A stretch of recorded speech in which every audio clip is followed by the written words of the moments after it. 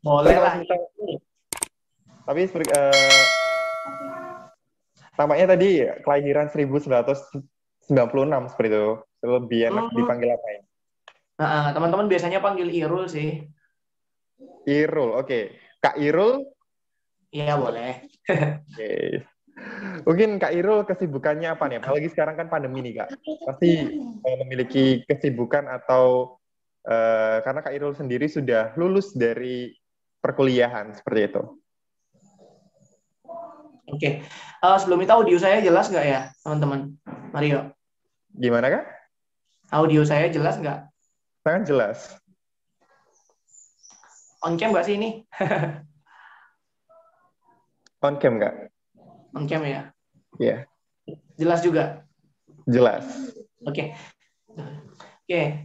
Kesibukan sekarang akhir-akhir ini fokus untuk mengerjakan sekolah, mengerjakan atau proses membuat sekolah, sekolah khusus atau sekolah luar biasa. Terus juga lagi ya mudahnya juga teman-teman ini lagi fokus juga untuk buat satu wadah, satu yayasan yang akan berfokus di pemberdayaan insan disabilitas namanya, akan fokus di pemberdayaan di beberapa bidang, salah satunya di tenaga kerja, kebencanaan, dan proses untuk belajar Al-Quran untuk teman-teman difabel.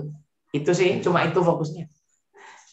Mantap, mantap. Itu sebenarnya jadi salah satu pembuka yang cukup baik karena tampaknya Mas Irul ini selain pada saat kuliah tadi banyak sekali pengalaman di organisasi, bahkan Mas Irul tadi sempat mengatakan akan membangun sebuah yayasan seperti itu, juga membangun sebuah sekolah khusus teman-teman disabilitas. Oh, benar seperti itu, Mas? Ya, benar seperti itu.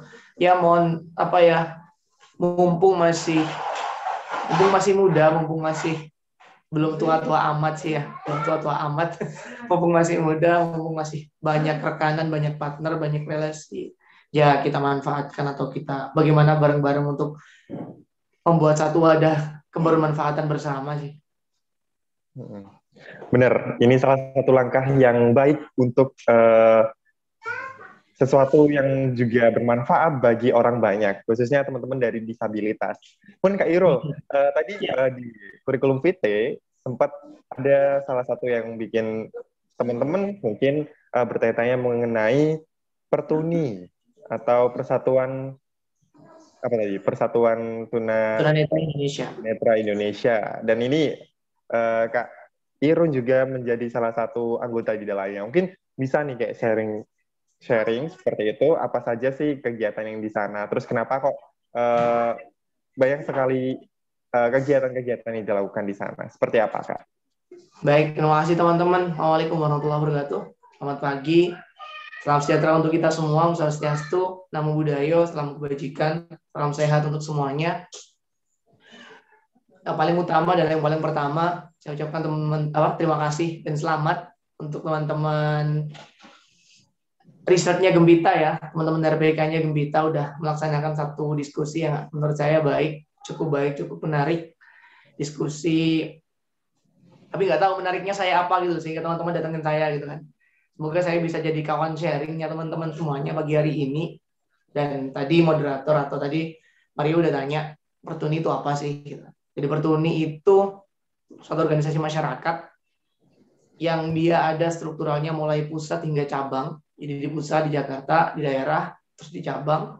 Nah, dia bernama Persatuan Tunanetra Indonesia, fokus mewadahi teman-teman seluruh tunanetra di Indonesia untuk proses berkarya, advokasi, dan lain-lainnya. Nah, Pertuni ini saya masuk ketika 2014. Waktu itu saya masih kelas 3 SMA. Dan waktu musyawarah nasional, kebetulan juga saya adalah ketua terkecil gitu loh, ketua termuda, masih 18 tahun saat itu. Dan terpilih lagi 2019 sampai 2024 untuk mengemban amanah di Lamongan. Ada beberapa kegiatan juga ya Mario ya pasti yang udah pernah Benar-benar. ini lakukan, mulai dari peningkatan kapasitas di bidang teknologi, pelatihan komputer, pelatihan public speaking, pelatihan massas, teman-teman netra, pelatihan manajemen disaster atau penanggulangan bencana. Juga terakhir kemarin waktu pandemi kita juga mencoba untuk berbagi bersama teman-teman. Jadi banyak teman-teman netra yang terdampak ketika pandemi kemarin. Banyak yang masasnya libur tapi anaknya masih bayar sekolah. Banyak yang masasnya libur tapi kebutuhan dapurnya masih terus. Itu kan juga persoalan. Nah, maka itu kita juga sempat buat program namanya Pertuni Lamongan Berbagi. Kebetulan saya tinggal di Lamongan, teman-teman. Nah, terus kemarin yang paling akhir kita buat seminar tentang disability awareness training atau seminar terkait disability awareness. Jadi bagaimana teman-teman juga aware dengan satu plus cutting isu yaitu tentang disabilitas. Terutama bagi teman-teman yang non-difabel yang belum tahu apa sih disabilitas, apa sih haknya, bagaimana sih berkomunikasi dengan mereka. Lah kemarin kita buat itu. Itu singkatnya, Mario. Oke. Itu sebenarnya bisa menggugah dari teman-teman semua di sini. Sebenarnya saya juga sedikit rasa tersentuh bahwasanya memang kalau misal kita sendiri dari yang non difabel seperti itu Kak, lebih kayak melihat sisi kelemahan seperti itu. Namun padahal di balik itu semua pasti memiliki banyak sekali kelebihan-kelebihan yang kalau misal dieksplor atau dikembangkan pasti juga nggak ada bedanya antara yang disabilitas maupun yang non disabilitas. Kalau misal dari Kak Irul sendiri selama ini apakah pernah terjadi atau mengalami yang namanya diskriminasi seperti itu kan? Mas Irul sendiri sekarang sudah besar dan juga sudah lama hidup berdampingan dengan masyarakat seperti itu. Gimana Kak? Apakah pernah? Mungkin bisa cerita-cerita nih. Menarik nih pertanyaannya teman-teman. Saya sampai lupa diskriminasi itu apa ya. Entah saking seringnya dapat perlakuan itu atau saking menganggap itu sebagai hal biasa atau sampai menganggap itu sebagai apa. Diskriminasi itu ya pertama kali saya merasakan bahwa ada satu tindakan yang beda gitu ya. Saya belum menyebutnya itu sebuah diskriminasi itu ketika saya masuk ke SMP umum. Saya dari SLB sampai kelas 6 saya tinggal di SD LB, kemudian SMP-nya saya ditaruh di SMP Negeri 2, SMP umum, SMP inklusif kalau sekarang. Nah, dari situ sangat berbeda. Jadi di mana waktu di sekolah dasar, waktu di sekolah luar biasa itu teman-teman karena kita sama-sama difabel, jadi fine-fine aja ya, nggak ada persoalan, nggak ada yang namanya katanya anak-anak sekarang bully-bulian gitu kan ya. Nah, tiba-tiba di SMP itu muncul yang namanya bullying kalau bahasanya teman-teman, mulai dari dipanggil terus ditinggal lari, bully yang kecil-kecil sampai suatu ketika yang saya masih ingat ketika itu istirahat sekolah, kemudian saya dikasih minum, dikiranya saya langsung minum gitu kan, dan dikiranya air putih kan, botol air putih, ternyata tercium dibuka, ternyata miras dalamnya. Dan untungnya sebelum saya minum, saya tahu baunya beda, kemudian saya tutup lagi, saya kembalikan lagi ke meja. Nah, itu saat SMP. Kemudian perguruan tinggi ini mungkin bisa dikatakan sebuah proses untuk menuju baik. Tapi kalau dibilang diskriminasi pun sebenarnya ya sorry itu masih ada. Misalnya dalam bentuk mata kuliah yang mungkin kurang aksesibel dengan teman-teman netra kan biasanya kan nggak ada kan mata kuliah yang berbau dengan visual, katakanlah gambar, itu kan nggak ada. Nah, terus juga ada beberapa lecturer atau dosen kita yang masih mungkin belum aware dengan itu gitu kan. Jadi kalau diskriminasi banyak banget. Masih banyak bangunan-bangunan baik itu di lingkup masyarakat maupun infrastruktur dari pelayanan publik yang masih belum ramah, masih got-gotnya masih terbuka lebar, masih dalam-dalam banget. Sehingga saya pernah suatu ketika kejebur got sampai sepundak masuk semuanya. Itu juga pernah juga waktu di jalan raya di guiding blocknya ternyata menabrak ke tiang listrik juga pernah. Jadi guiding blocknya nggak nyambung tapi menabrak, kepotong dengan tiang listrik. Saya kira itu contoh diskriminasi bidang fisik ya, atau di bidang infrastruktur. Nah, di bidang non fisiknya pernah juga ketika advokasi ke beberapa dinas terkait ditanyain, Mas umur berapa? Waktu itu saya masih umur 23 Pak. Loh, Masnya bisa kuliah. Nah, dengan pertanyaan kok bisa kuliah? Kok bisa kuliah itu menurut saya sekarang menuju abad 21 gitu loh. Jadi sudah lah, nggak usah heran lagi ketika dengar teman-teman difabel bisa kuliah, teman-teman difabel bisa sekolah. Yang penting buka kesempatan yang lebar buat mereka, pasti mereka bisa memanfaatkan kesempatan itu dengan baik. Itu sih Mario. Oke. Saya ingin mengembalikan lagi ke Pertuni seperti itu untuk menangani masalah atau tindakan dari bullying. Tapi sebelum ke Pertuni, kalau dari Mas Irul sendiri menanggapi atau menjawab dari tantangan teman-teman yang suka bullying atau baik teman-teman maupun masyarakat seperti itu, gimana Mas Irul? Baik, ada 2 strategi teman-teman ketika mengatasi bullying. Pastinya ada 2 metode. Yang pertama ada top to down-nya. Top down sama bottom up. Bottom to up. Bottom to up-nya apa? Teman-teman masyarakat pastinya harus aware dengan lingkungan yang ada atau dengan lingkungan sekelilingnya, termasuk ternyata ada teman-teman difabel di situ. Nah, bagaimana kita dengan teman-teman difabel? Teman-teman difabel pastinya juga nggak akan diam saja dong. Jangan terus kalian difabel, teman-teman disabilitas terus diem, nggak ngapa-ngapain, konyol kan. Nah, teman-teman juga advokasi. Advokasinya apa? Usahakan teman-teman berbaur ke masyarakat. Entah itu ke kampung, saya biasanya membiasakan ketika di tempat baru, saya pasti cari tempat kopian tuh di situ. Selain seneng kopi, juga pastinya di situ ada masyarakat yang lagi ngumpul, lagi nongkrong gitu kan. Kemudian kita sedikit-sedikit edukasi di situ. Ya meskipun nggak formal-formal amat, bahwa teman-teman difabel bisa main handphone, teman-teman difabel bisa berjalan sendiri, berjalan dengan mandiri ketika lingkungannya sudah ramah. Itu suatu advokasi yang kecil menurut saya, tapi efektif gitu loh. Jadi berbaurlah ke masyarakat. Saya sering membaur ke masyarakat sehingga masyarakat pun tahu dan tidak berasumsi. Itu yang pertama. Yang kedua, baru kita mulai strateginya, mulai advokasi kebijakan.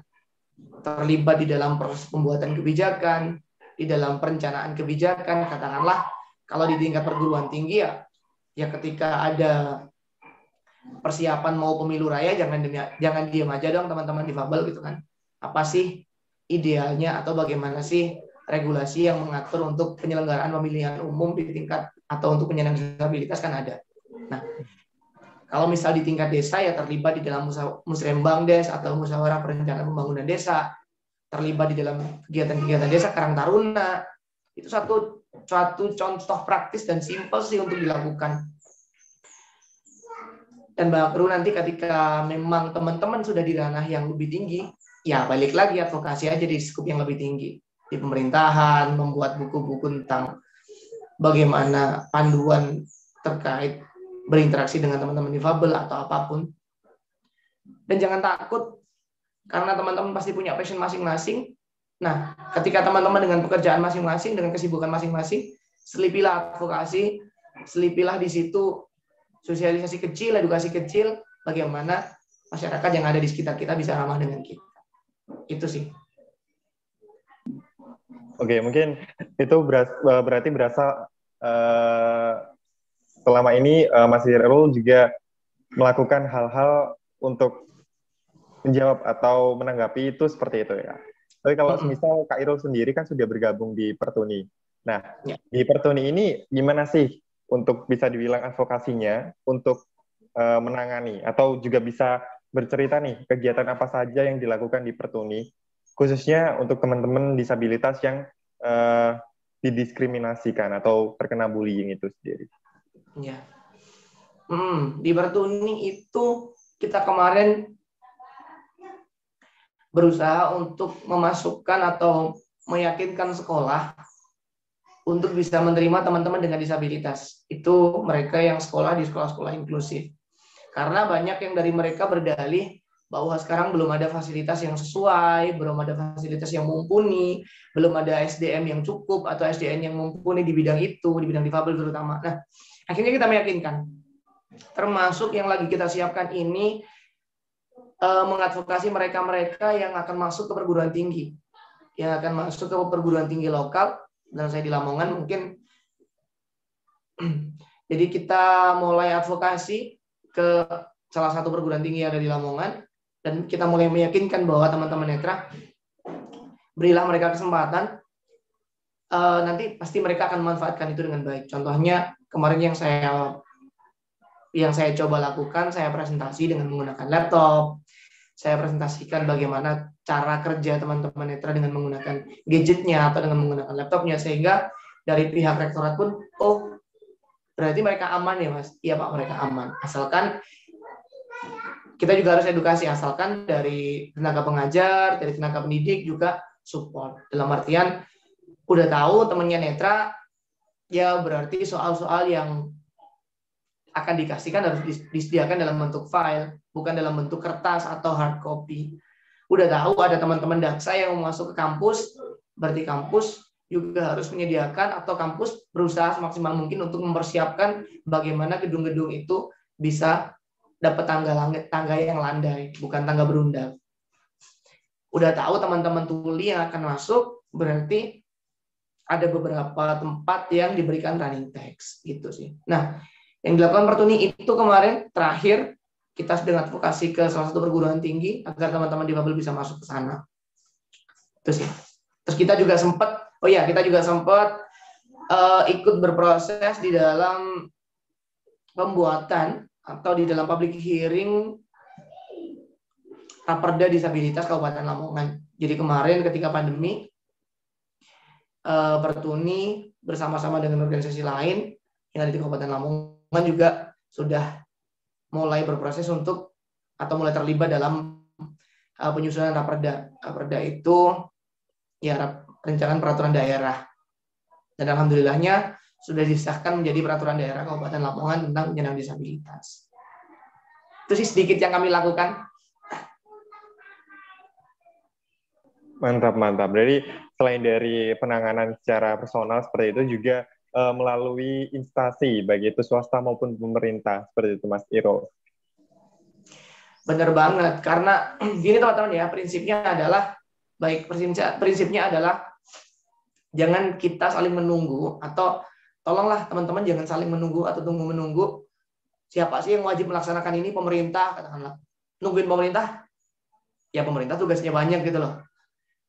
Teman-teman aja yang datang, baik itu teman-teman yang peduli, teman-teman yang aware dengan difabel, teman-teman yang punya kapasitas terkait difabel, dan libatkanlah penyandang disabilitasnya sendiri. Karena nggak bisa nih teman-teman yang non-difabel jalan, tapi dengan asumsi. Itu yang mesti saya tekankan. Jangan teman-teman terus membiasakan diri untuk berasumsi ya. Contoh, misalnya, oh besok ada bedah film, atau ada nonton film bareng difabel. Nah, oh paling mereka butuhnya ini, butuhnya itu, tapi tanpa survei ke teman-teman difabel.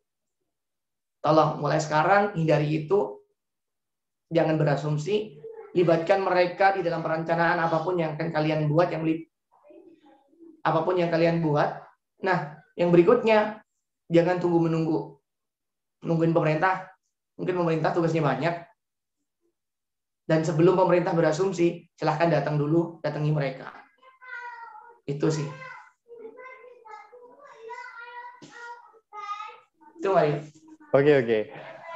Sangat banyak sekali nih kayak peran dari Pertuni khususnya di Lamongan untuk bisa aware atau lebih peduli terhadap teman-teman disabilitas. Di sini saya ingin menyinggung sedikit Mas mengenai tadi juga ada Gunawan Institute. Nah, apa sih Mas Gunawan Institute itu? Adi Gunawan Institute itu satu lembaga juga yang bergerak di bidang pendidikan. Kebetulan yang punya juga namanya Mas Adi Gunawan, orang Malang. Jadi teman-teman yang memang sekarang lagi concern di disabilitas, mungkin bisa nyari-nyari, bisa kepoin. Dia fokus di bidang pendidikan, teknologi juga, dan base camp-nya di Malang. Nah, Adi Gunawan ini saya bergabung pertama kali itu di tahun 2019. Waktu itu diajakin sama foundernya sendiri, sama Mas Adi sendiri untuk join, dan advokasi yang pertama kali kita lakukan ada terlibatnya di Gunawan Institute dalam proses musrembang disabilitas Kota Malang. Musrembang disabilitas Kota Malang, iya Kota Malang waktu itu. Nah, itu juga kenapa ada di Gunawan, salah satunya juga untuk mempermudah atau untuk ikut serta bersama-sama mengadvokasi atau advokasi bareng dengan organisasi-organisasi yang lain. Nah, kalau di Gunawan ini kan fokus di pendidikan. ada lagi mungkin yang fokus di tenaga kerja, ada lagi yang fokus di kebencanaan. Jadi kalau kita ngomong difabel, stop to say bahwa difabel itu jadi milik atau ranahnya atau ditanganinya hanya di bidang sosial, no. Karena teman-teman difabel itu juga butuh sekolah, teman-teman. Nah, masa sosial nanganin sekolah, teman-teman difabel juga butuh sehat. Jadi masa dinas sosial atau Kementerian Sosial menangani di bidang kesehatan, teman-teman difabel juga butuh aman dari bencana, juga butuh yang lain-lainnya, sehingga kita bisa kerja multisektor atau kita bisa kerja dengan sektor-sektor yang lain, tidak hanya terkotak atau tidak hanya dibatasi dengan sektor tertentu saja. Teman-teman di bawah juga butuh jalan yang bagus sehingga ada PUPR yang bergerak di situ. Itu sih Mario, kalau sekilas tentang Adi Gunawan. Oke, mantap. Berarti selain dari Pertuni, Kak Irul ini juga aktif di Adi Gunawan Institute, yang mana itu juga bergerak di bidang yang berbeda, atau tidak hanya di segi sosial seperti itu.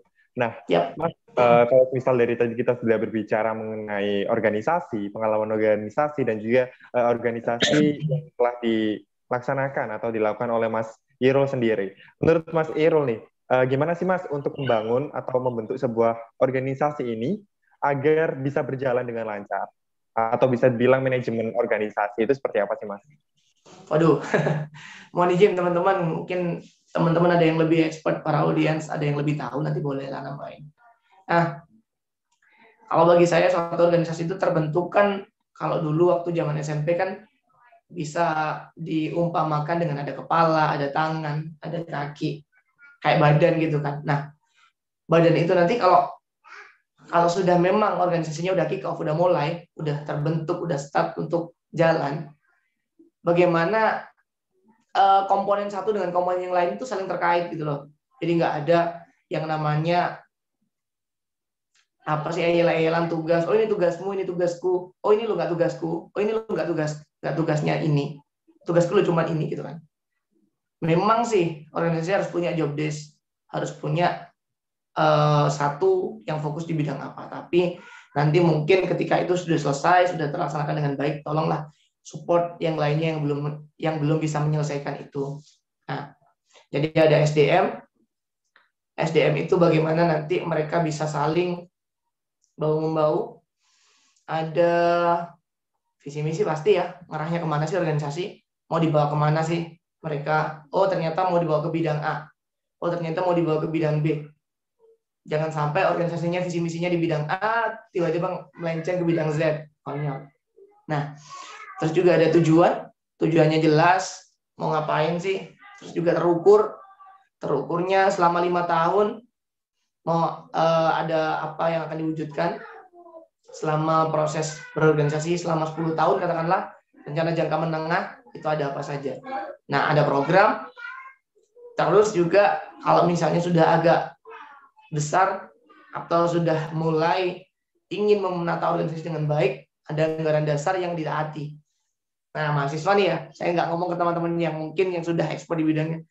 Mungkin teman-teman mahasiswa yang lagi ikut, jangan anggap remeh itu ada RT yang ada, anggaran dasar yang ada, karena anggaran dasar itu ada sebagai guide-nya teman-teman jalan. Nah, anggaran dasar, anggaran rumah tangga itu jadikan sebagai guide, sebagai pendampingnya teman-teman, sebagai acuan bagaimana teman-teman untuk bergerak. Nah, itu sih Mario. Mantap sekali Mas atas penjelasannya mengenai saran atau gimana sih manajemen mengenai organisasi itu terbentuk seperti itu dan juga jalannya organisasi. Dan Mas Irul tampaknya perlu kita memasuki ke sesi tanya jawab seperti Cepat itu. banget. Ya, tapi ntar kita bisa lebih menjawab nih diskusi bareng teman-teman yang melayangkan pertanyaan seperti itu. Baik teman-teman, mungkin apa ya dari yang saya jelaskan, mungkin teman-teman ada yang lebih tahu, ada yang lebih ngerti, ada yang mungkin lebih expert, silahkan sharing di sini. Mungkin ada yang mau nanya juga, ada yang kepo tentang apa gitu, monggo silahkan nanya. Iya benar sekali, silahkan teman-teman. Barangkali mau ingin memberikan pendapat, sanggahan, dan juga apa ya, kepo-kepo tentang Mas Irul, sangat disilakan untuk bertanya. Karena ini sudah masuki sesi tanya jawab. Nakalan nih, padahal nggak ada sesi ngepoin saya loh, padahal. Ya, Waduh. karena ini Mas, nanti salah dua dari teman-teman yang bertanya akan dipilih oleh panitia untuk mendapatkan hadiah seperti itu. Teman-teman, silahkan biar dapat hadiahnya gitu kan. Aku nggak dapat ya Mario ya. Bisa dibicarakan nanti. Oke, silakan.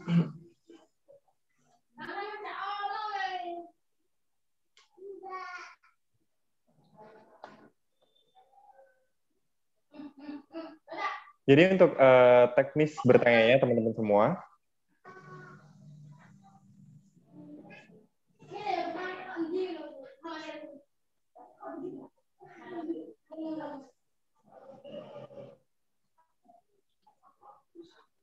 kayaknya pada anteng. Ya, untuk teknis bertanya teman-teman, ya ini bisa langsung on mic seperti itu dan memberikan nama dan pertanyaannya seperti itu. Kalau tidak bisa juga lewat kolom chat, nama _ hashtag bertanya.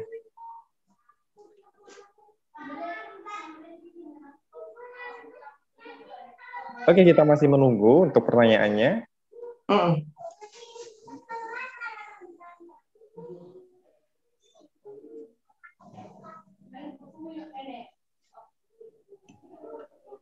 Permisi, Kak Maria izin bertanya. Oke, silakan. Silakan nama dan juga pertanyaannya. Iya, nama saya Azhan. Mau nanya Mas Irul, tadi kan katanya Mas Irul kita tuh bisa ikut berpartisipasi ya di kayak musyawarah di kota-kota gitu ya Mas. Itu caranya gimana ya Mas? Kayaknya pengetahuan tentang itu kayaknya masih kurang gitu. Cara biar bisa suara kita tuh bisa ikut di musyawarah gitu Mas. Apakah harus daftar atau seperti apa Mas?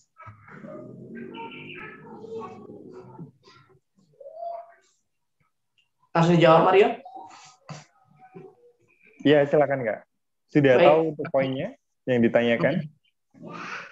Keterlibatan, gimana sih caranya terlibat ya? Oke, iya Kak. Silakan. Baik, terima kasih.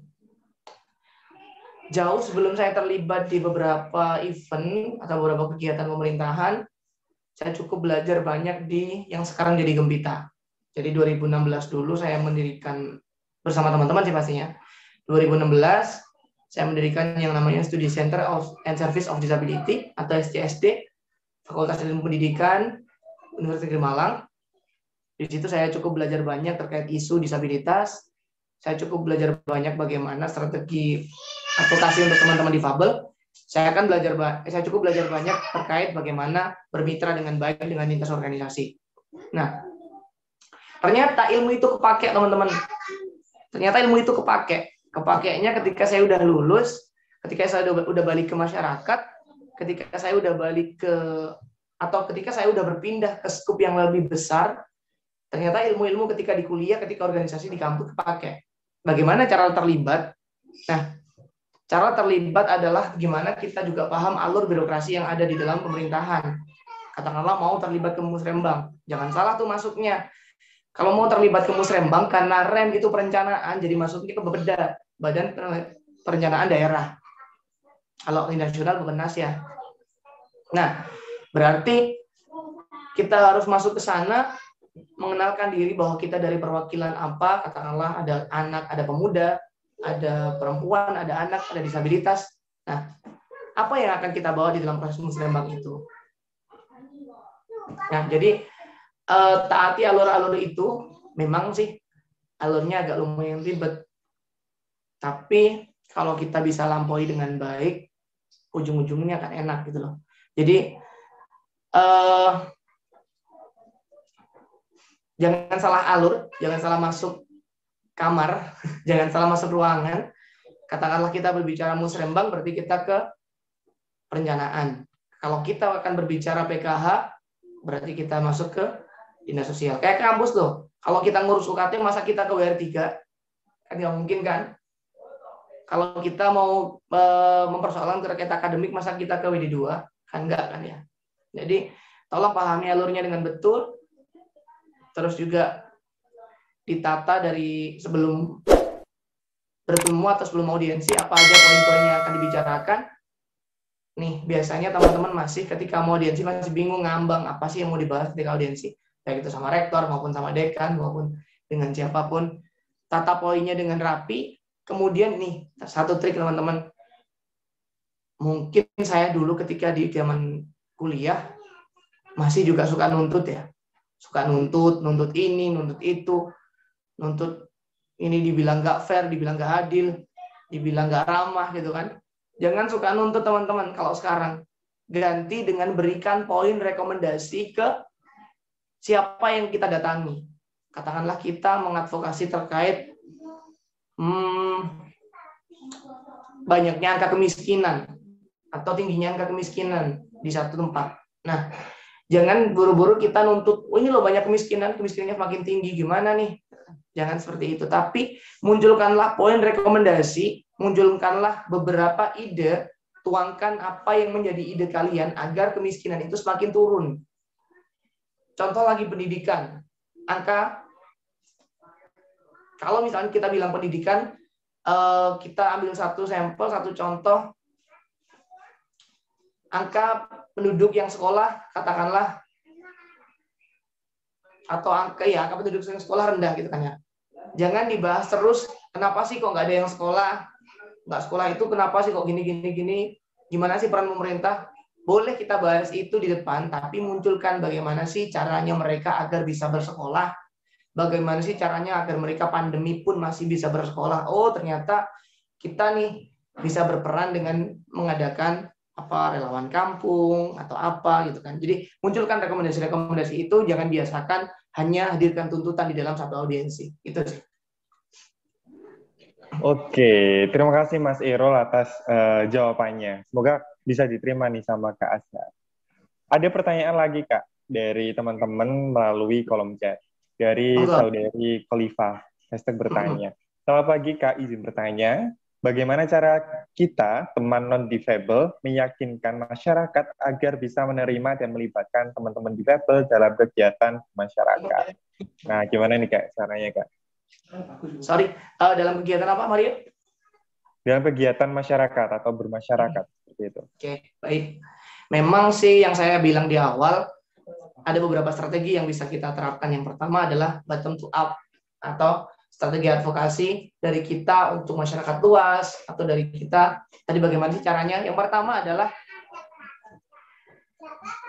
hadirkan atau berupaya untuk membawa teman-teman difabel di setiap kegiatan apa yang kalian lakukan. Itu. Contohnya tadi bagaimana peran kita sebagai non-difabel, bawa aja teman-teman difabel. Pastinya teman-teman difabel yang untuk buat mancing di awal, teman-teman difabel yang sudah memang expert di bidang A, katakanlah 17 Agustus nih, tampilkan mereka di bidang musiknya, tampilkan mereka di bidang tarinya. Nah, dari situlah masyarakat akhirnya bertanya-tanya, loh, ternyata bisa ya mereka untuk memainkan sebuah instrumen musik dengan baik, oh ternyata bisa ya mereka menyuguhkan sebuah tarian dengan bagus, oh ternyata mereka bisa ya memunculkan atau mereka bisa bertilawah dengan baik kalau di desa kan gitu. Atau MC nih, ada teman-teman difabel yang suka MC atau hobi di bidang MC. Nah, libatkan mereka di bidang itu, tapi dampingin. Katakanlah kalian, oh ternyata saya bisanya MC mas, ya udah MC-nya satu difabel, satu non. Nah dari situ akhirnya masyarakat terbuka. Terus apalagi ya yang bisa sama difabel, penasaran mereka. Nah, setelah mereka penasaran apa yang bisa sama teman-teman difabel, baru nanti masuk sebuah permasalahan. Oh, ternyata difabel di desa kita, di lingkungan kita banyak yang belum sekolah, Pak. Nah, jadi bagaimana nih kira-kira peran masyarakat luas untuk membantu mereka biar bersekolah? Dibawalah ke perangkat desa misal.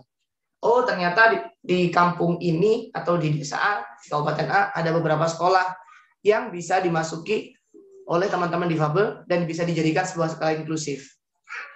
Satu, selesai tugas kita di bidang pendidikan. Ternyata nggak cukup di situ. Banyak teman-teman difabel yang sudah selesai sekolah tapi nggak bisa bekerja. Bagaimana nih ke masyarakat? oh ternyata ada teman-teman difabel yang ekspor di bidang kerajinan. Nah, libatkan mereka, ikutkan mereka, katakanlah di pameran, atau kita coba buat booth-booth kecil yang menyajikan hasil karya teman-teman difabel.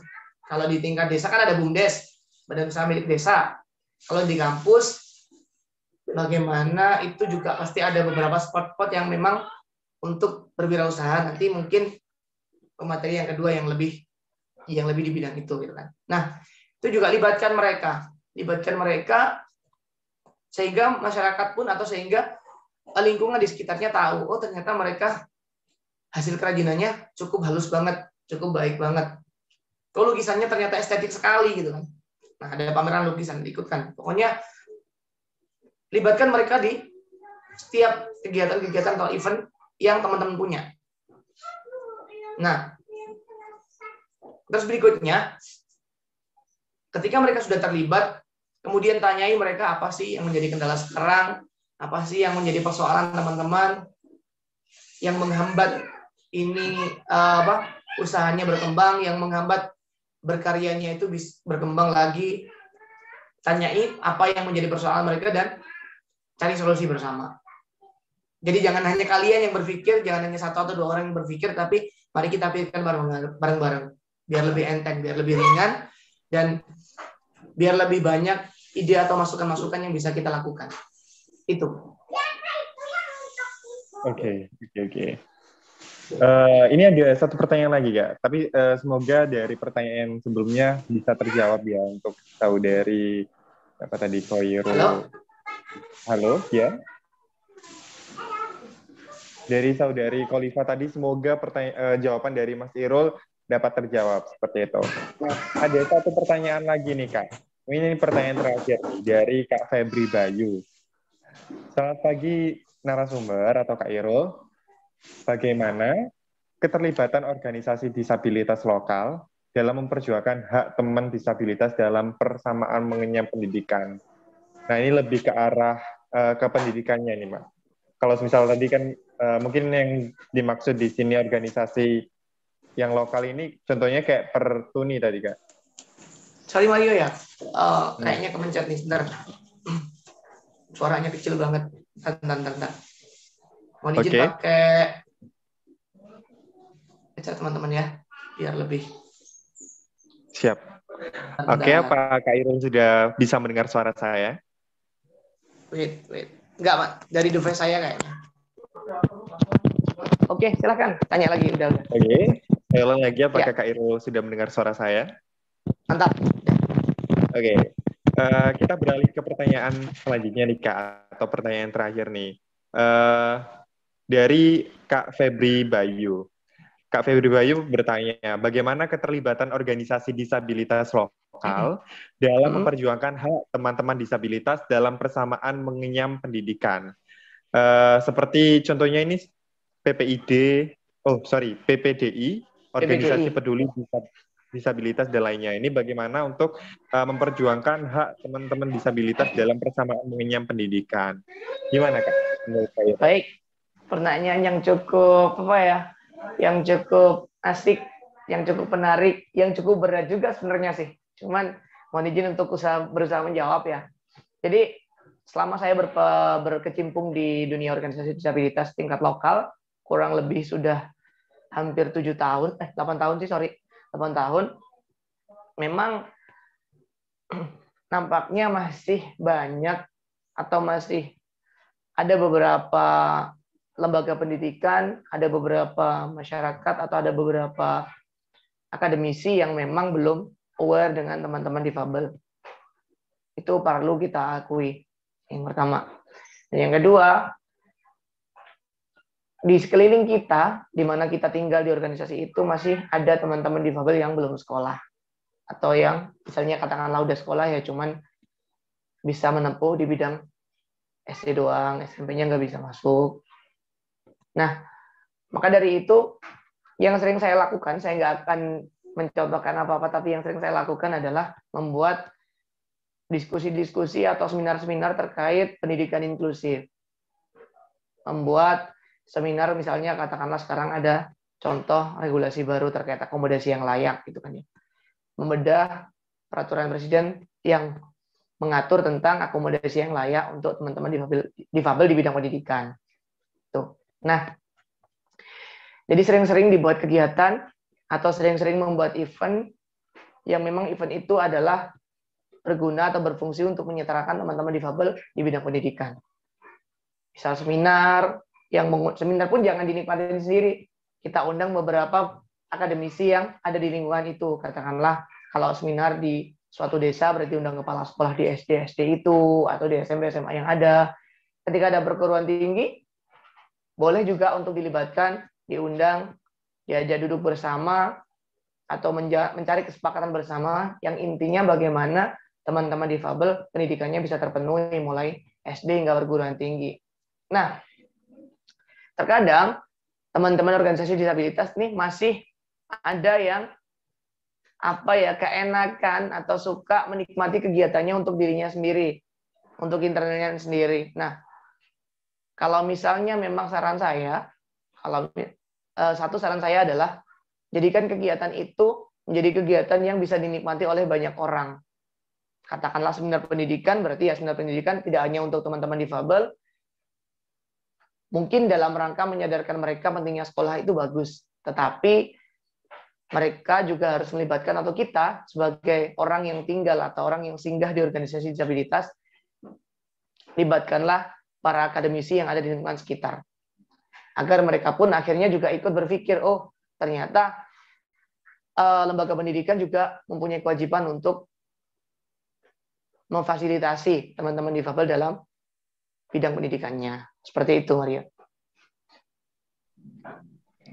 Oke, baik Mas Irol. Terima kasih atas penjelasan di sesi tanya jawab kali ini, karena sebenarnya antusias dari teman-teman semua ini sudah mulai ada ya, seperti itu. Nah, semoga pertanyaan yang telah dijawab oleh Mas Irol dapat tersampaikan kepada teman-teman semua yang bertanya, khususnya nanti juga akan ada hadiah nih untuk teman-teman yang sudah bertanya seperti itu, Mas Irol.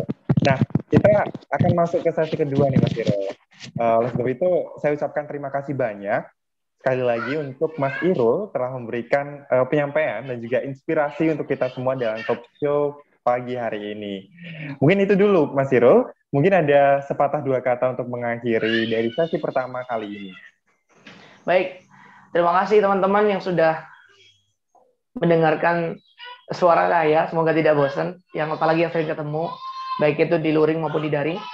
Nah, memang untuk mencapai sebuah atau untuk mencapai visi Indonesia inklusif itu tidaklah mudah. Harus ada proses-proses yang memang terkadang menyebabkan kita untuk berbelit atau bosan gitu ya. Tapi saya percaya bahwa proses yang kita lakukan secara maksimal itu pun nanti juga akan bisa mendapatkan hasil secara maksimal juga. Terima kasih, selamat pagi. Assalamualaikum warahmatullahi wabarakatuh. Waalaikumsalam warahmatullahi wabarakatuh. Selamat pagi, Mas Irul. Terima kasih. Baik. Oke, teman-teman. Itulah sesi pertama dari talk show Inspira Difabel. Semoga dari penjelasan dan juga kegiatan diskusi pada sesi pertama bisa memberikan gagasan, pikiran, dan juga pandangan baru terhadap teman-teman disabilitas, khususnya melalui organisasi. Seperti itu, baik organisasi kemahasiswaan maupun organisasi kemasyarakatan. Oke, langsung saja kita ke pemateri yang kedua, namun sebelumnya saya mohon izin untuk dapat membacakan kurikulum vitae atau CV dari narasumber yang kedua. Oke, memiliki nama lengkap Imade Prasetya Wiguna Mahayasa, yang mana Kak Made atau Kak Wiguna, seperti itu, juga masih mahasiswa teman-teman semua. Mungkin riwayat pendidikannya mulai dari SD, ada di SD 10 Kesiman Denpasar, Bali, SMP LBA Negeri Denpasar, SMA LB Negeri Denpasar, dan sekarang merupakan salah satu mahasiswa dari Universitas Negeri Malang, Fakultas Ilmu Pendidikan, jurusan Pendidikan Luar Biasa. Selain itu, selain dari pendidikan formal, Kak Wiguna ini juga memiliki pendidikan non formal, di tahun 2016 sampai 2017, yakni Purwacaraka Musik, dan juga di tahun 2015 sampai 2017 juga memiliki pendidikan di BMC atau Bali Music Channel, seperti itu. Dan sama halnya seperti narasumber pertama, yakni Kak Wiguna memiliki segudang pengalaman organisasi dan juga prestasi tentunya, baik itu organisasi ataupun kepanitiaan, yang mana Kak Wiguna ini juga menjadi salah satu anggota dari HMJ PLB FIP, juga menjadi owner Wiguna Musik, Wiguna Payment, dan juga Wiguna Homestay. Wah, banyak sekali ya teman-teman. Kiranya nanti kita bisa mengulik-ngulik nih, karena ini lebih ke bisnis seperti itu.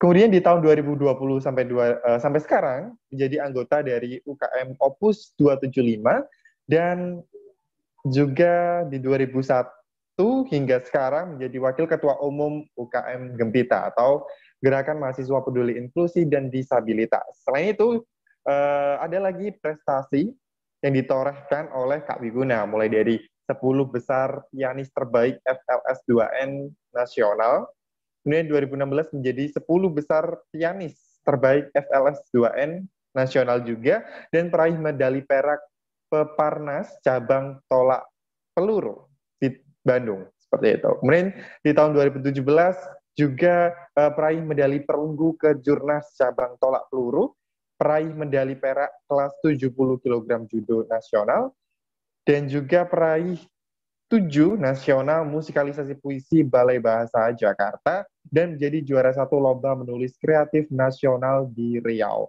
Selain itu di tahun 2020 nih, barusan berarti di tahun lalu, Kak Wiguna menjadi atau memenangkan Harapan 3 menulis puisi cinta beda nasional yang diselenggarakan oleh pustakarsa.id, dan masuk 5 besar UMKM terbaik dari program Aku Mampu Berbisnis, serta menjadi mentor e-commerce pengeluaran inklusi digital Kemenkominfo Republik Indonesia, dan memiliki banyak sekali skill, yakni mulai dari web basic programming, digital marketing, juga menjadi pemain dan pengajar musik, bela diri, khususnya di judo, dan menulis puisi.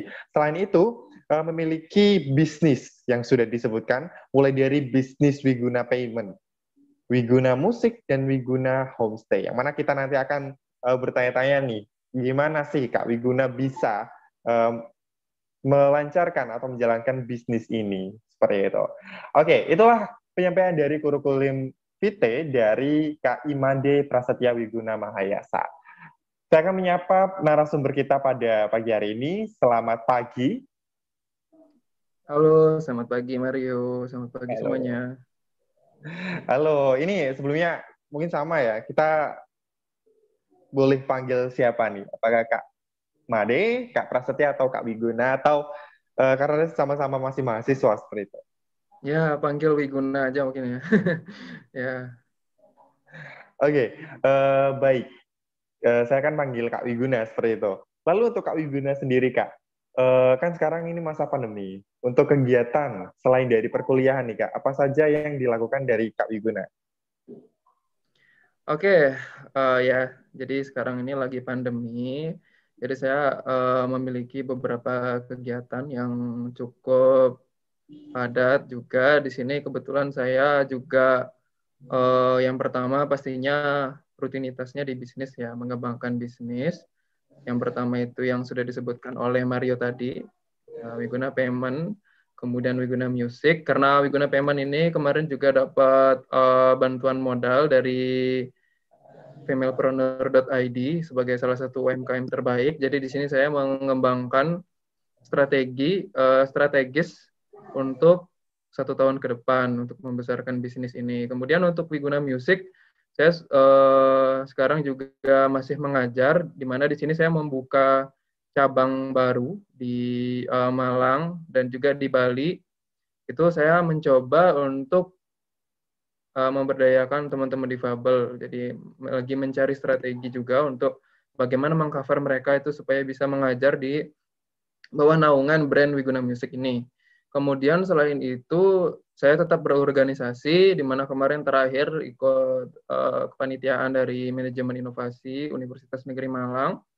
Kemudian juga baru-baru ini sedang mencoba mengadvokasi soal bagaimana di sini kan kebetulan saya ada kerjasama dengan Telkom Indonesia, jadi bagaimana Telkom Indonesia ini memiliki sebuah unit yaitu Telkom University. Nah, di situ nanti kebetulan kemarin saya ketemu dengan Vice Presidennya, jadi membicarakan beberapa hal yaitu bagaimana nanti membuat pelatihan-pelatihan mungkin seperti web programming dan juga mungkin bisnis startup gitu ya, mungkin sekarang kan lagi ngetren. Nah, untuk teman-teman difabel juga.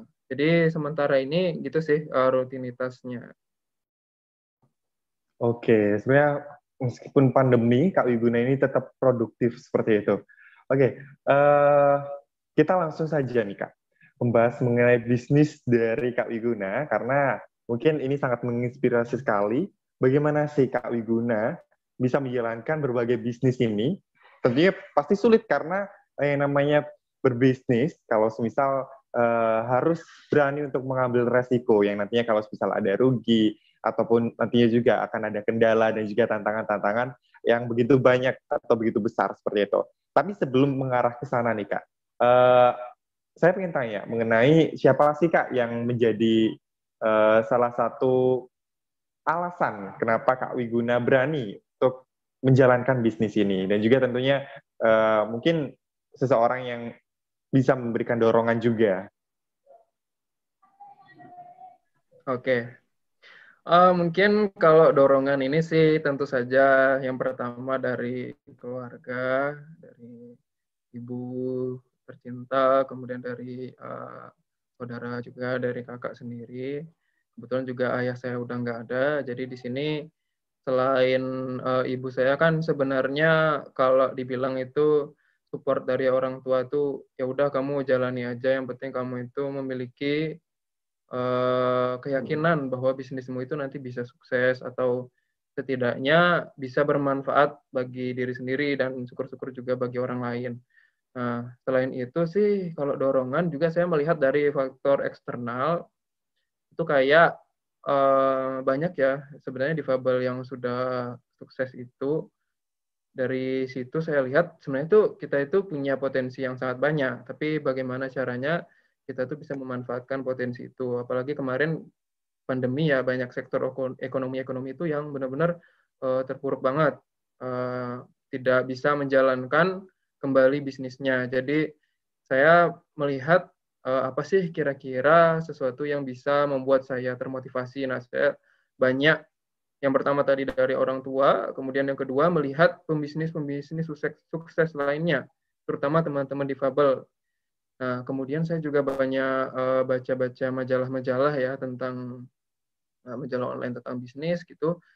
Jadi saya tuh punya prinsip kita tuh harus berpatokan sama orang-orang yang sukses kalau kita mau sukses. Kayak misalnya nggak usah lah tanggung-tanggung, mungkin seperti pendirinya Amazon atau kemudian pendirinya Facebook, kemudian juga pendirinya Google. Nah, di situ saya melihat seperti apa sih mereka tuh kok bisa sukses, padahal mereka itu rata-rata juga ada yang pendidikannya tidak tinggi. Nah, di situ saya banyak sekali termotivasi dan terdorong untuk melakukan bisnis-bisnis ini. Itu sih kalau untuk motivasinya. Oke, mantap, mantap. Lalu, kalau semisal, kan tadi ya salah satu hal untuk bentuk dorongan seperti itu. Tapi kalau semisal nih kita bicara mengenai siapa saja sih, tentunya Mas Wiguna nggak mungkin kan kayak apa namanya untuk menjalankan usaha ini sendiri tanpa adanya teman-teman yang membantu. Dalam artian hal ini adalah mungkin juga relasi, mungkin juga ada mentor, mungkin juga ada beberapa orang yang ikut serta atau ikut andil dalam mengawali dari bisnis Mas Wiguna atau Kak Wiguna ini. Gimana Kak itu? Mereka-mereka yang berperan juga dalam keikutsertaan membangun bisnis dari Wiguna. Oke.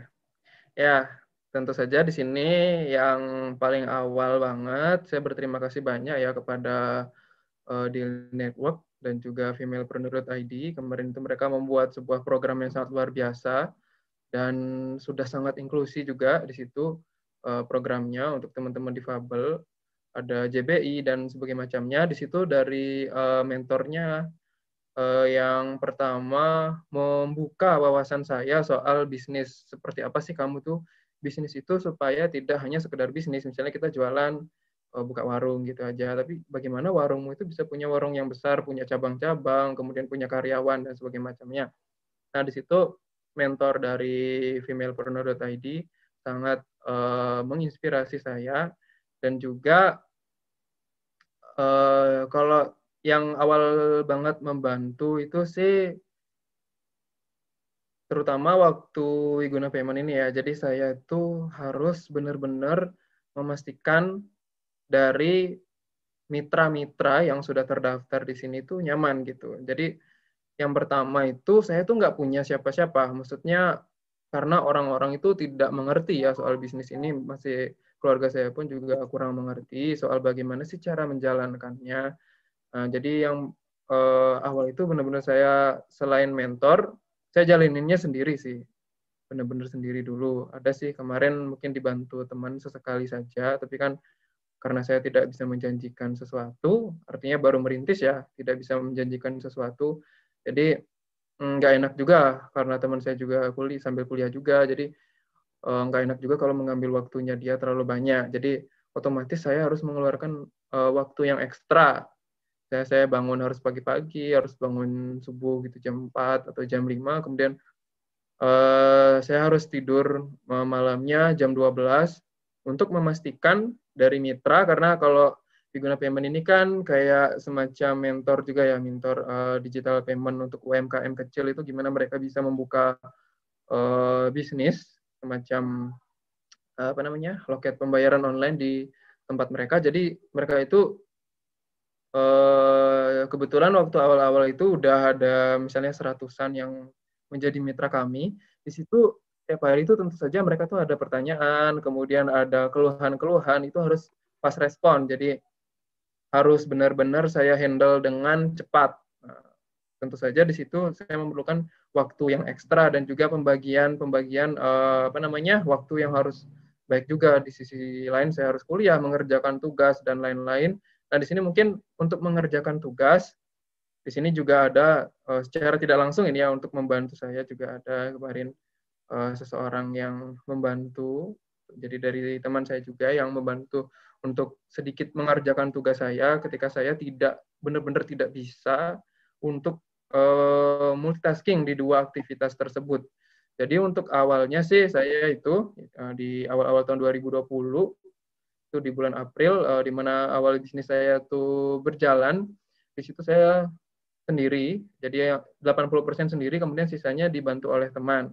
Nah, setelah itu karena tentu saja kita membisnis harus punya target ya, harus punya target sesuatu, gimana kalau yang namanya bisnis itu nggak bisa jalan sendiri, nggak bisa jalan kita aja kalau kita mau besar. Nah, akhirnya saya menjalankan strategi saya selama 6 bulan ke depan, gimana sih caranya mungkin mitra saya harus berlipat ganda, harus banyak gitu. Nah, akhirnya saya setelah itu, dan syukurnya itu proyeksinya itu positif. Akhirnya dari saya melihat laba-laba yang ada, itu saya memberanikan diri untuk merekrut dari teman-teman mahasiswa menjadi semacam karyawan mungkin ya, karyawan online gitu di usaha saya. Nah, sampai sekarang saya sudah punya sekitar 4 orang yang bekerja bersama saya. Jadi di situ saya bagi menjadi beberapa tugas. Mereka nanti sangat-sangat membantu saya, dan sekarang saya akhirnya bisa meluangkan waktu untuk bisnis saya yang lain dan juga pekerjaan saya yang lain. Jadi untuk sekitar 2020 akhir itu saya sudah bisa menjalankan bisnis lebih lebih lega gitu, kayak misalnya awalnya tidurnya harus malam, tapi sekarang saya sudah bisa membagi tugas-tugas mereka sehingga saya bisa lebih tenang, tidurnya lebih tenang, kemudian juga dari sisi fisik juga kita tentu saja lebih sehat karena bisa lebih teratur ya hidup kita gitu. Jadi seperti itu sih Mario. Jadi saya sekarang sudah memiliki beberapa orang yang bisa membantu saya. Tentu saja untuk itu saya memberikan ya semacam kasarannya gaji gitu ya, tapi mungkin belum setara UMR. Jadi, tapi saya tetap senang sih bagaimana teman-teman mahasiswa itu yang sekarangnya pandemi, mereka itu tetap mau untuk bekerja online gitu ya, untuk mendapatkan uang meskipun mungkin ya lumayan lah mungkin untuk tambah-tambahannya mereka sendiri. Jadi saya juga senang bisa support mereka. Seperti itu Mario. Oke, mungkin itu penjelasan dari Mas Wiguna yang cukup banyak sekali karena Mas Wiguna setelah menjelaskan nih kayak tantangan dan juga bagaimana cara menangani hingga sampai tadi tidak atau tidurnya terlalu malam seperti itu. Tapi kalau misal bicara mengenai kendala nih Mas, pasti banyak sekali kendalanya. Yang menjadi kendala utama dari Mas Wiguna nih, dalam artian kayak apa ya, hal yang sampai Mas Wiguna gimana untuk berpikir untuk mengambil resiko itu bentar. Intinya bagaimana Mas Wiguna ini menyelesaikan dari kendala-kendala yang ada seperti itu. Oke. Sebelum ini sebelum mengarah ke merekrut dari karyawan, apakah hanya untuk sekedar tidur terlalu larut malam atau seperti apa? Gimana Mas? Oke. Mungkin saya jawab yang pertama dulu ya, mungkin untuk merekrut itu. Nah, jadi di sini sih pengusaha itu diajarkan untuk gimana kita itu yang pertama bermanfaat untuk diri sendiri, yang kedua bermanfaat untuk orang lain. Nah, bermanfaat untuk orang lain ini salah satunya adalah gimana kita bisa membantu orang lain itu untuk hidup lebih baik. Ya, dengan contohnya tadi saya itu merekrut teman-teman yang lain yang dan menurut cerita-cerita mereka juga saya salut sih sama mereka karena rata-rata ya mereka memang kurang gitu ya secara finansial dan saya senang bisa membantu mereka. Nah, untuk tujuannya sendiri sih yang pertama itu. Kemudian yang kedua tentu saja untuk membantu mempercepat peluasan aspek pemasaran bisnis kita. Karena tidak bisa kalau kita semua tuh kerja sendiri. Misalnya untuk ngedit. Nah, mungkin kita hubungkan ya dengan masalah kendala. Di sini saya terutama karena difabel netra, jadi untuk grafis-grafis gitu saya tidak bisa. Nah, jadi di sini saya perlu tim untuk membuatnya. Jadi kayak misalnya soal desain itu saya bisa berikan ke siapa yang bisa desain misalnya ya. Nah, kemudian tentu saja itu akan dibikin target-target tertentu. Jadi kita kalau mau bisnis itu harus punya target berapa bulan ke depan harus apa, terus caranya gimana, tapi bukan hanya harus apa, tapi caranya gimana misalnya untuk mencapai target itu. Nah, di sini salah satunya juga karena ada teman-teman dari mahasiswa yang sudah saya rekrut tadi, di situ sangat membantu dari tujuan sasaran beberapa bulan ke depan, misalnya untuk peluasan pangsa pasar. Misalnya awalnya saya hanya di Jawa, sekarang harus ke Kalimantan, misalnya gitu ya. Nah, di sini saya membagi job list mereka. Jadi misalnya yang di sini kerjanya itu yang awalnya hanya saya bisa satu, tapi karena ada beberapa orang, jadi saya bisa mengerjakan 3 atau 4 pekerjaan sekaligus. Nah, jadi di waktu yang bersamaan itu ada beberapa pekerjaan yang sudah diselesaikan. Jadi untuk tujuan merekrut itu secara keseluruhan sih tentu saja untuk kemajuan bisnis kita sendiri. Selain juga kita akan bermanfaat bagi orang lain, terutama untuk berbagi ya saat pandemi ini, dan juga kita bisa lebih mempercepat dari targetnya kita sendiri gitu. Gitu Mario, untuk tujuan kita merekrut. Jadi memang harus, tapi nggak sembarangan sih ya, maksudnya kita mempekerjakan teman-teman itu tidak sembarangan karena kita harus punya perjanjian-perjanjian di awal seperti apa mereka harus kerjanya supaya mereka paham dan tidak ada kesalahpahaman di kemudian hari. Nah, itu kita harus benar-benar bertaruh dengan yang namanya image juga sih ya, karena kan ini kan masih kalangan mahasiswa kan, kita juga tidak mau kalau misalnya kita istilahnya sekarang PHP gitu ya, PHP sama orang lain, misalnya kita udah janjiin dia ini, suatu hari kita nggak bisa memenuhi. Nah, itu kan nanti jadi bahan omongan juga di mana-mana. Nah, di sini kita perlu yang namanya perjanjian dulu awalnya untuk gimana nanti pakai kerjaan apa, terus ketentuan-ketentuannya seperti apa, terus nanti target-targetnya itu apa, konsekuensi-konsekuensinya apa. Nah, itu harus dibicarakan bersama. Jadi kita harus satukan dulu pemikiran kita, setelah itu baru kita bisa jalan bersama-sama. Oke, kalau semisal itu mengenai perekrutan ya Mas.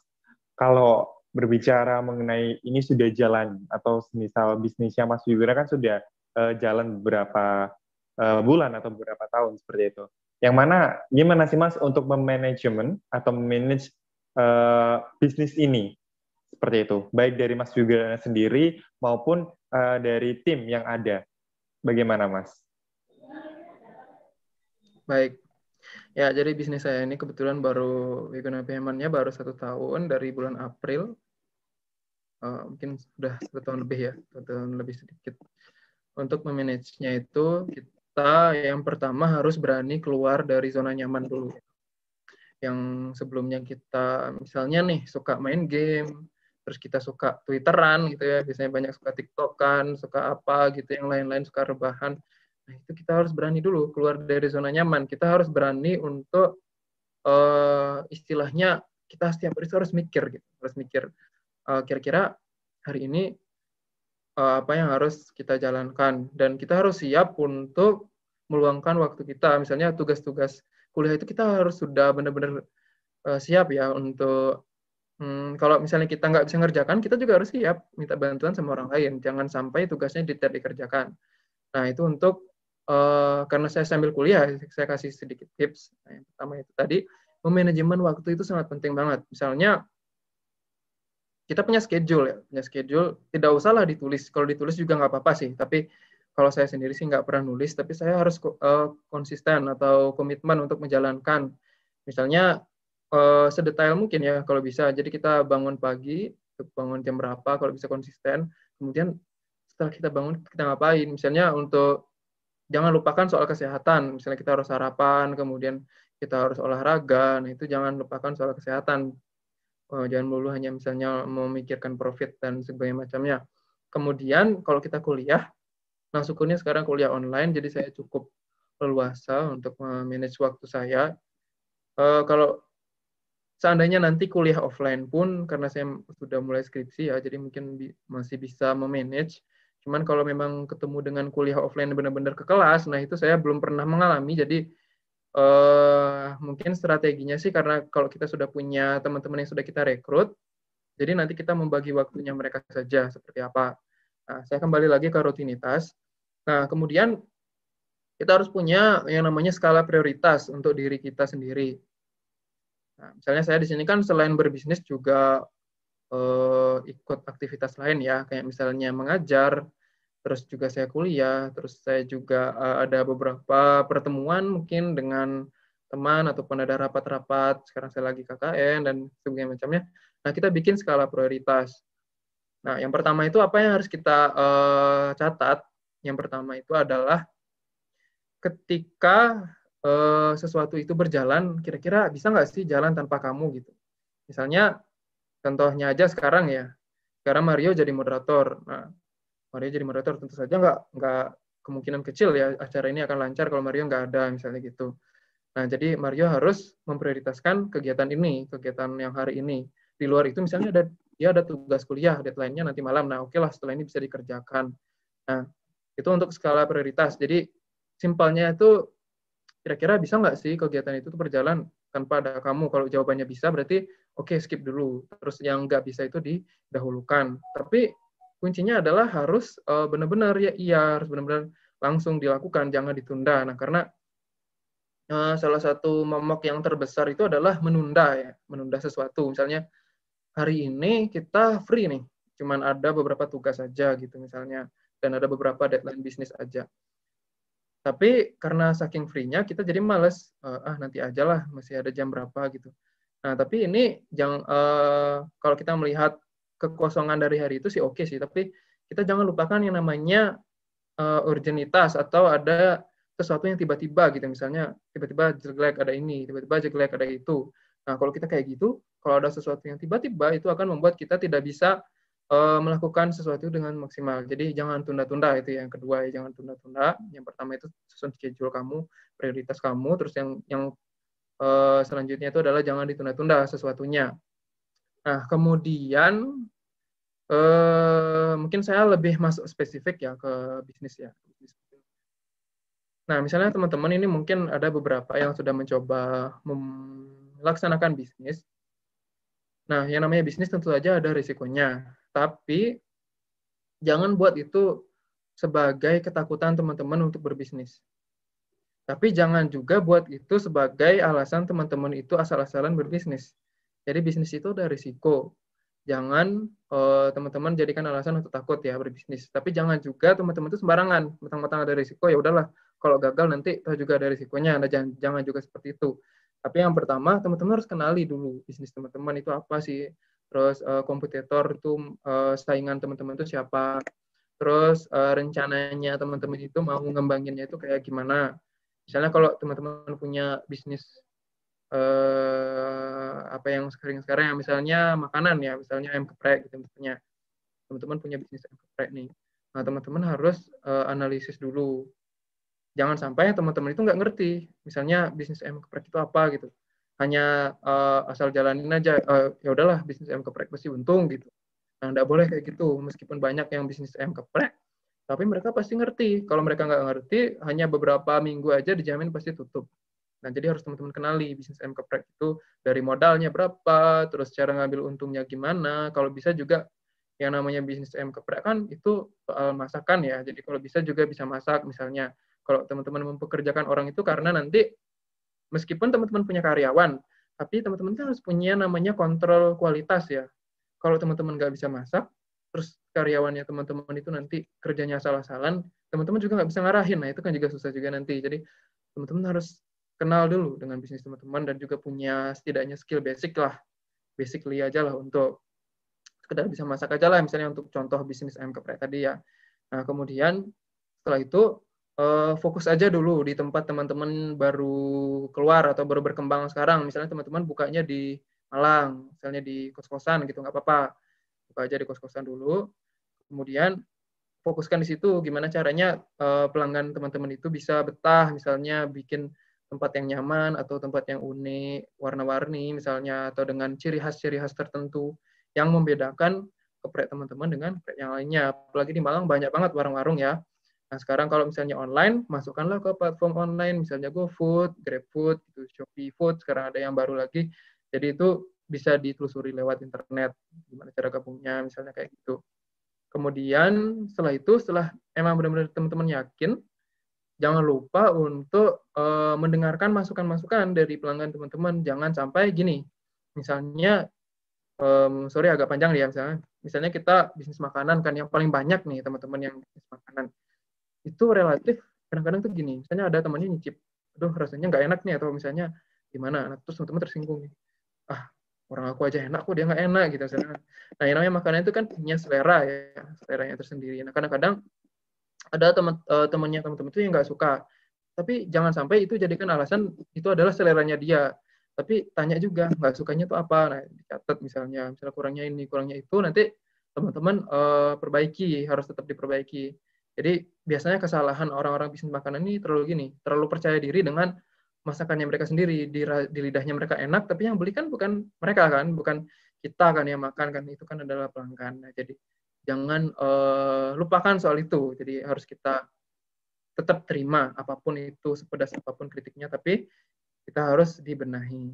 Nah, kemudian kalau sudah itu kritik dan saran, nah habis itu baru teman-teman mulai memikirkan bagaimana mengembangkan. Jadi misalnya yang pertama buka di kos teman-teman, kemudian yang kedua nanti buka di tempat lain. Nah, itu gimana caranya, strateginya nanti kalau mau tanya-tanya bisa. Kalau dijelasin panjang banget jadinya. Itu mungkin ya. Mungkin gitu sih Mario. Oke, Kak Wiguna. Penjelasannya cukup panjang dan Maria tadi juga sempat mendengar nih penjelasan mengenai manajemen waktu, terus juga ada skala prioritas dan juga ada trip and tips seperti itu dari Mas Wiguna yang telah dijelaskan tadi. Mungkin sekarang kita bisa nih Kak untuk memasuki sesi tanya jawab. Jadi kalau semisal dari teman-teman semua nih ada yang ingin ditanyakan, baik itu khusus secara personal maupun mengenai bisnis dari Kak Wiguna, monggo untuk bertanya seperti itu. Bisa langsung bertanya atau on mic, atau juga bisa menuliskan pertanyaan di kolom chat seperti itu. Wah, sepertinya ada yang bertanya nih Kak. Dari Kak Febri Bayu. Saya bacakan pertanyaannya, Kak Wiguna. Selamat pagi, Kak Wiguna. Izin bertanya, saya Febri Bayu. Bagaimana membangun branding usaha bahwa produk kita memang berkualitas dan layak? Karena selama ini image disabilitas adalah menjual kesedihan. Agar ke depan tidak ada lagi orang yang beli karena kasihan. Orang yang beli tapi memang karena membutuhkan produk kita. Terima kasih dari Kak Febri Bayu. Apakah sudah ditangkap Kak poin dari pertanyaannya? Oke, sudah. Oke, silakan Kak Ya, Wiguna. Kak Febrina Bayu ini juga salah satu pembisnis ya, dan juga salah satu mendapatkan kemarin, kalau nggak salah juga mendapatkan modal usaha ya. Halo Kak Febrina, terima kasih pertanyaannya. Halo Kak Wiguna, terima kasih. Ya, bener banget ya. Jadi kadang-kadang gini, disabilitas itu cenderung menjual kesedihan. Itu banyak banget yang saya lihat. Apalagi di yayasan-yayasan itu saya mirisnya begini. Bagaimana orang datang ke yayasan itu, misalnya ya, untuk melihat difabel itu, kemudian mereka menangis di situ. Melihat bahwa difabel ini, oh mereka tuh gini-gini, terus mereka tuh sedih gitu. Nah, saya tuh sebenarnya miris melihat pemandangan seperti itu. Karena, kayak misalnya, itu kadang-kadang juga berdampak pada stigma yang lain, misalnya bisnis. Terus misalnya membeli produk saya karena oh ini dari difabel, saya beli di difabel, nanti saya misalnya dapat pahala, misalnya kayak gitu. Nah itu kadang-kadang yang terjadi. Nah terus gimana sih tipsnya? Nah tipsnya di sini saya sudah menerapkan sendiri ya di kampus, karena saya masih berbisnis juga sampai di kampus. Yang pertama tentu saya tunjukkan kualitas dari produknya kita sendiri. Jadi gimana caranya orang-orang itu benar-benar yakin kalau kualitas produknya Kak Ferbina ini bagus. Misalnya produknya baju, terus bajunya itu gimana caranya biar emang benar-benar bagus lah bajunya, mungkin kainnya tebal, terus harganya murah, terus juga misalnya warnanya tidak gampang hilang, misalnya gitu ya. Dari segi kualitas, saya rasa teman-teman pembisnis pun sudah bisa menilai produknya kayak gimana. Misalnya produknya baju tadi, gimana cara dia tuh punya personal evaluation ya untuk produknya itu, kira-kira menurut kakak sendiri produk saya ini udah bagus nggak sih, atau kira-kira hanya sekedar aja terus kita jual ke orang-orang tuh rame gara-gara saya difabel, misalnya gitu. Atau tes juga, misalnya sekarang banyak ya jualan online. Kalau jualan online tentu saja jangan sampai orang itu tahu kalau kita difabel. Misalnya jualan online kan kita belum tentu ya ketemu sama orangnya kan. Nah, kayak misalnya karena saya bisnisnya saya mentor digital, pembayaran digital di Indonesia, jadi nggak ada yang tahu kalau saya itu difabel. Jadi nggak ada yang tahu. Mereka itu nggak tahu karena ya lewat online, lewat WA gitu interaksinya. Mereka nggak ada yang tahu, tapi mereka puas dengan layanan saya. Gitu. Mereka bilang, oh di sini bagus, diajarin detail, terus misalnya ternyata produknya juga murah-murah. Jadi mereka itu nggak ada yang tahu kalau saya itu difabel. Misalnya kalau strategi offline-nya itu lebih ke kualitas produk ya, mungkin kita harus benar-benar nilai sendiri kira-kira apakah produknya teman-teman itu, kakak itu emang berkualitas atau hanya sekedar jual saja. Itu saya rasa juga bisa kita nilai sendiri dulu awalnya. Kemudian kalau strategi online-nya, seperti saya tadi bilang tadi, jangan sampai orang-orang itu tahu kalau kita itu difabel. Kecuali memang nanti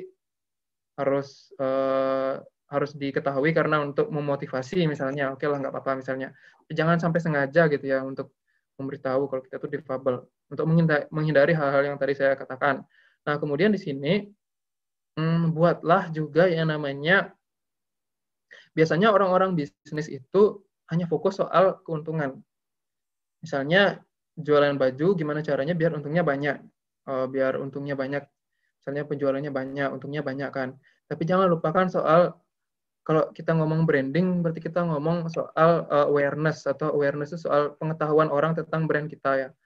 Misalnya brand kayak itu Wiguna Payment. Nah, di UM sendiri, saya tuh punya program karena tapi ini harus tidak wajib sih, tidak wajib ya.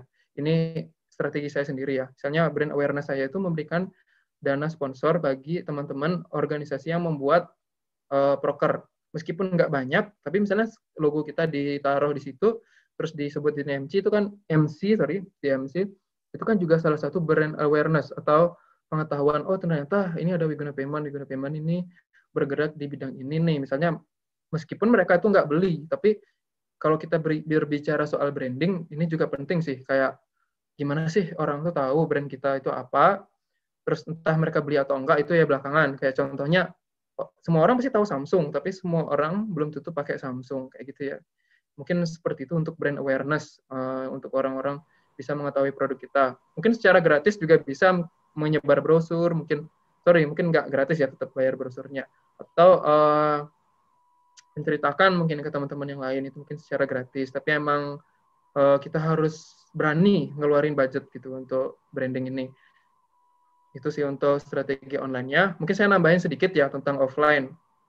Nah, tentang offline tadi, soal bagaimana orang bisa nggak tahu sih kita tuh difabel. Kalau tidak bisa menghindari itu, misalnya kita punya difabel fisik, berarti kita ya tunjukkan pelayanan yang terbaik sih Kak gitu. Memang harus tunjukkan pelayanan yang terbaik secara personalnya mungkin, terus secara tempatnya harus bagus, terus produknya juga bagus. Mungkin kayak gitu sih Kak Febrina. Kita sambil sharing-sharing juga. Oke, siap Kak Wiguna. Semoga pertanyaan dari Kak Feby bisa terjawab oleh Mas Wiguna seperti itu. Dan untuk teman-teman yang lainnya, monggo disilahkan untuk bertanya. Karena perlu saya ingatkan lagi kalau setiap pertanyaan nantinya akan dipilih dengan mendapatkan hadiah seperti itu. Baik, apakah ada yang bertanya lagi, teman-teman? Teknis bertanya bisa langsung on mic dan bertanya, perkenalan nama, dan pertanyaannya apa. Dan juga kalau misal ada kendala untuk on mic dan on cam, bisa langsung saja tulis di kolom chat atau kolom komentar nama, hashtag, underscore, hashtag bertanya, dan pertanyaannya. Silakan teman-teman.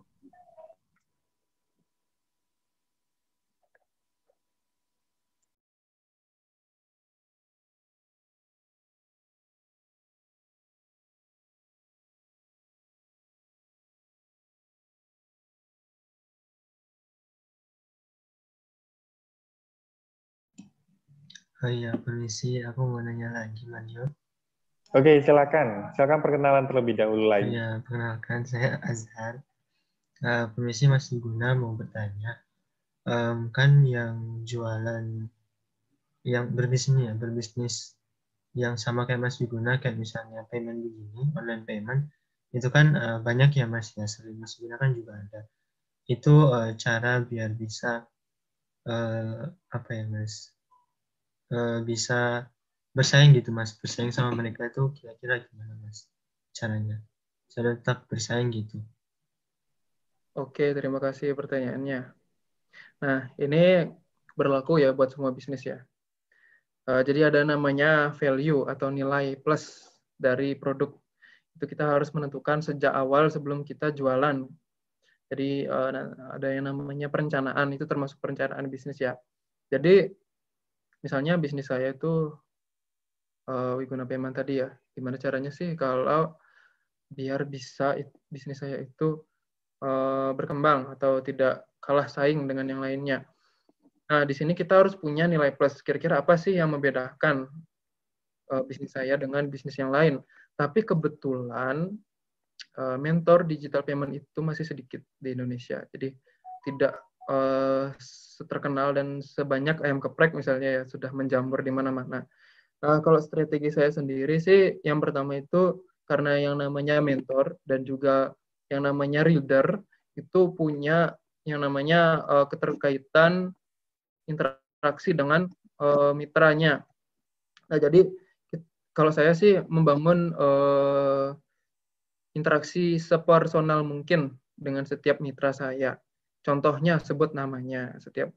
setiap kita akan dia menanyakan sesuatu, sebutlah namanya, terus tanyakan kabarnya, terus misalnya ajaklah dia berbincang di luar dari bisnis kita. Misalnya dia mau banyak nih, misalnya ibu-ibu rumah tangga yang jadi mitra saya itu sering curhat, misalnya kadang-kadang ya, kadang curhat soal apa, misalnya terkait dengan masalah finansial atau yang lainnya, itu mereka sering curhat, nah tanggapin aja gitu, karena memang saya bisnisnya itu bergerak di bidang mentoring. Nah, itu dampaknya tuh gede banget. Secara ikatan emosional itu membuat mereka itu tidak mau berpindah ke tempat yang lain. Artinya sedikitlah kemungkinannya gitu ya untuk berpindah ke tempat yang lain karena mereka punya ikatan emosional dengan kita. Kayak ibaratnya seperti teman lah, sudah seperti keluarga gitulah ibaratnya ya. Nah, kalau saya melihat di tempat-tempat lain itu kadang-kadang ya udah sekedar aja, misalnya nanya ya jawab itu. Nah, hanya tentang bisnisnya aja selalu diprioritaskan, tentang personalnya tidak. Nah, di sini yang menjadi salah satu nilai plus saya. Kemudian selanjutnya itu adalah soal dukungan ini, dukungan dari banner promosi. Di sini tempat kami menyediakan secara gratis desain sesuai dengan yang diinginkan mereka. Jadi mereka tidak perlu membuat desainnya, mereka tinggal print aja. Misalnya banner spanduk untuk di warung mereka itu mereka tinggal request, terus buatnya seperti apa, nanti kita menyiapkan untuk mereka. Nah, ini adalah salah satu nilai plus juga. Kemudian adalah gratis pendaftaran. Nah, biasanya itu kalau mau daftar-daftar gini ada beberapa yang memut pendaftaran, biaya pendaftaran, tapi di tempat kami tidak. Tempat kami itu gratis, 100% gratis. Mau mereka jualan, mau mereka tidak, jadi tetap gratis. Nah, jadi untuk itu adalah strategi nilai plus, bisa diterapkan di mana aja. Mungkin kalau bisnis yang lain, silahkan teman-teman explore ya. Ayam geprek mau kayak gimana, biar beda, pokoknya intinya biar beda. Tapi bedanya jangan beda jelek, bedanya harus bagus. Itu sih, Azhar. Oh iya, baik Mas. Berarti harus ada nilai plus berarti ya Mas ya. Ya, baik, sudah terjawab. Terima kasih Mas. Iya, sama-sama. Monggo yang lain kalau mau nanya, nggak apa-apa, santai aja. Oke, barangkali sebelum ditutup nih, ada satu mungkin dari teman-teman yang ingin bertanya.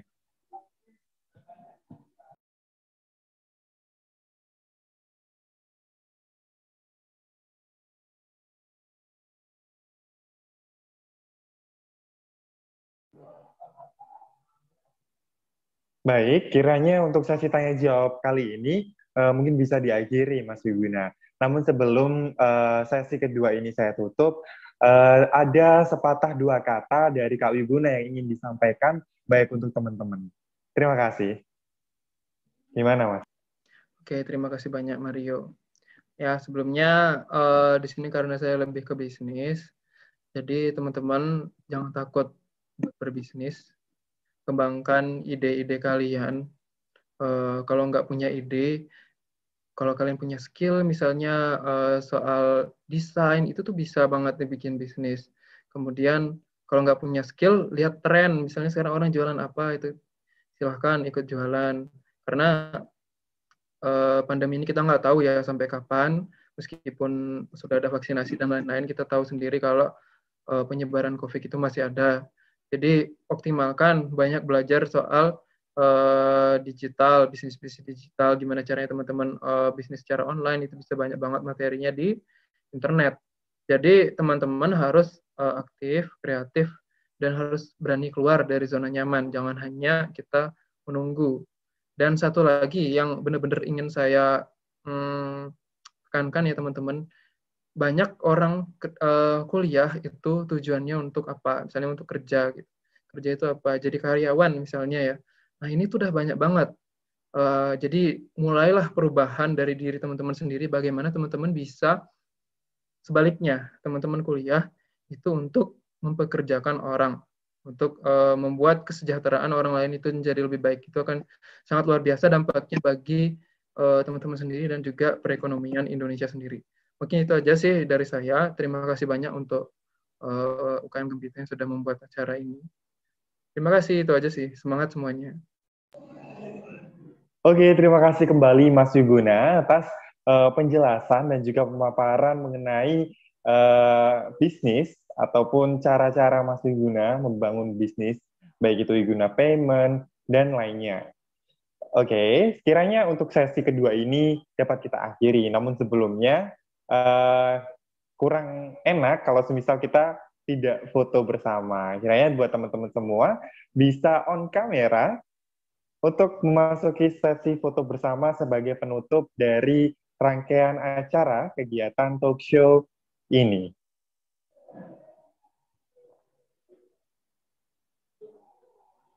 Oke, saya ingatkan kembali untuk teman-teman yang masih belum on cam atau on kamera, bisa untuk on cam karena kita memasuki sesi foto sebagai penutup kegiatan atau rangkaian acara talk show pada pagi hari ini.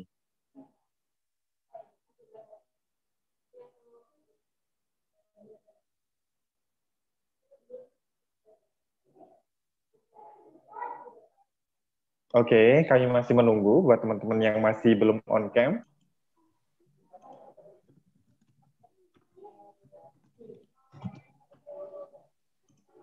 Oke, nantinya instruksi akan saya ambil alih. Bagaimana operator, apakah sudah siap untuk sesi foto? Oke, sebenarnya sudah siap. Sudah siap. Dalam hitungan ketiga ya teman-teman. Yang pertama ini foto formal terlebih dahulu. 1, 2, 3. Oke, sudah. Satu kali lagi. 1, 2, 3. Foto yang ketiga, tapi ini bisa non formal teman-teman. Silakan. 1, 2, 3. Satu kali lagi. 1, 2, 3.